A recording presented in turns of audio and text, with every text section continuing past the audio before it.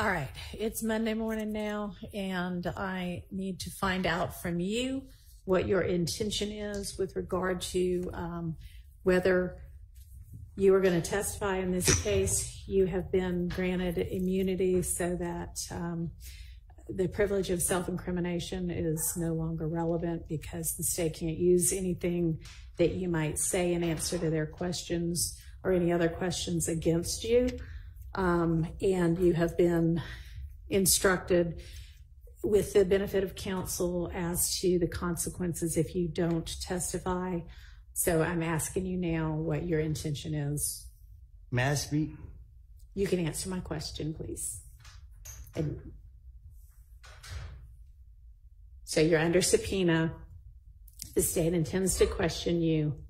Are you going to answer any of those questions? Are you going to testify in this case? Well, Your Honor, I've been pressured from the get-go.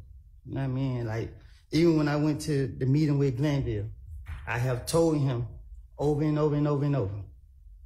You know what I mean? This is on my conscience. I got to keep distracting myself every day because I'm being dragged down into here because of lies that I done told. I'm tired of y'all bothering me. Okay, well, I'm sorry that you're tired of being bothered, but you're under subpoena. It's a valid court order. So your decision at this point is, yes, I will abide by the subpoena and testify, or no, I will not abide by the subpoena and the immunity order, and I will be held in contempt for my refusal and put in jail. So which is your decision? But I did the time for all my crimes that I was caught for. Sure, this would not be any kind of punishment for any crimes you may or may not have committed. This would be that you have been ordered by a court to testify, and if you refuse to testify, you're held in contempt. You're saying, I refuse to listen to the court's order and obey it. And it is not a punishment, it is an incentive to have you change your mind and obey the court order. So which is your decision?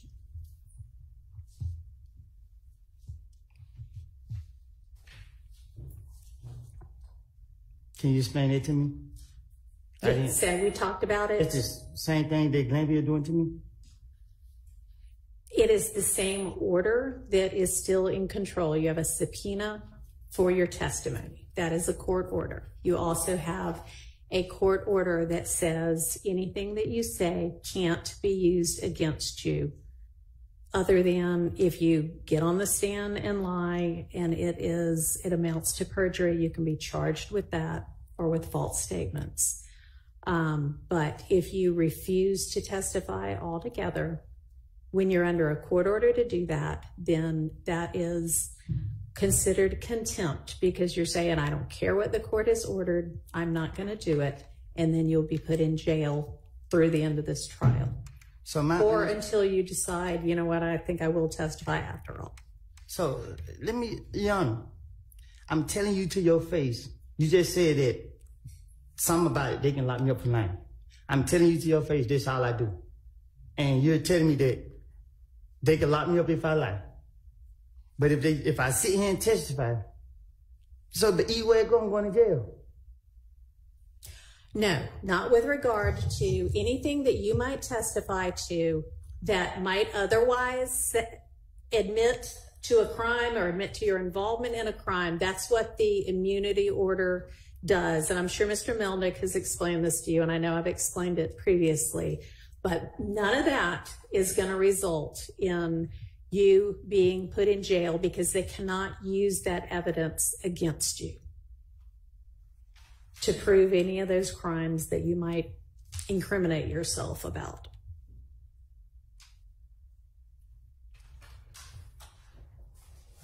So are you going to testify or not?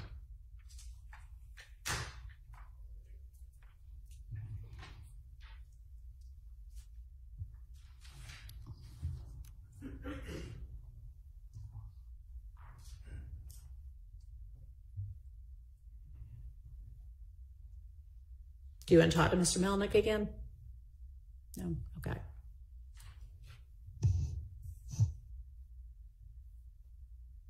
All right. Okay. All right. Thank you. All right. So I'm going to have you step out for just a minute while we get the jury in. Mr. Melnick, if you could step out with him, please. Just so. Thank you.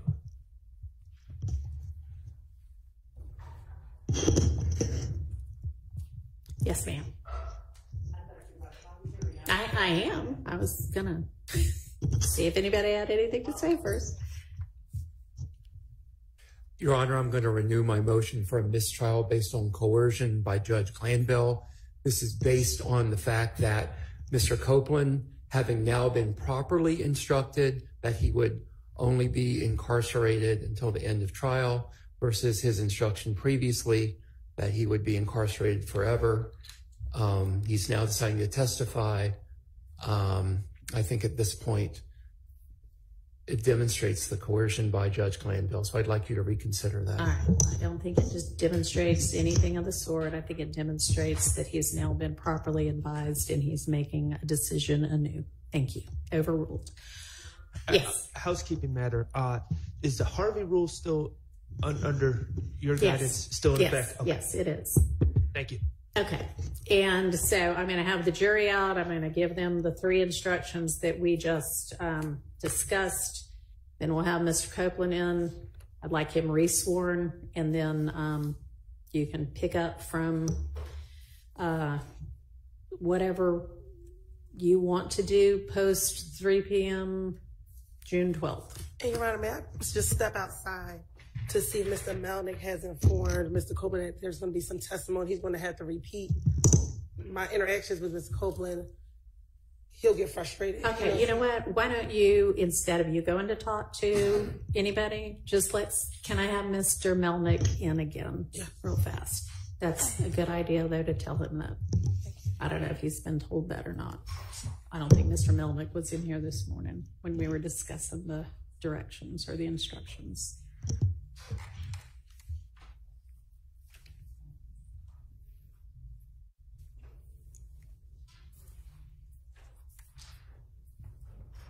Just while we're waiting, you're going to bring them in after you give the instruction and the excuse.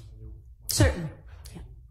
Mr. Melnick, I just wanted to make sure, because you weren't in here this morning when we were discussing it, and you may or may not have been in here for any of the times we were discussing it, but we are going to be essentially redoing everything post-recusal motion, and I didn't know if Mr. Copeland was aware of that or not. So some of the things he's going to feel like, man, I already said this once, but he's going to have to say it again because I'm telling the jury disregard a lot of the last few days of his testimony. So I believe he's aware of it. Okay. As far as what he remembers about when he testified or he testified. Okay. All right. I appreciate it. Thank you. And Your Honor. yes. With respect to Mr. Copeland being resworn, I would ask the court to remind Mr. Copeland that he's still under oath. That's fine. Okay. Yeah. Since we are accepting the first part of his testimony anyway, sure, I'll do that. Anything else before we bring the jury in? Okay. Let's go ahead and get the jury.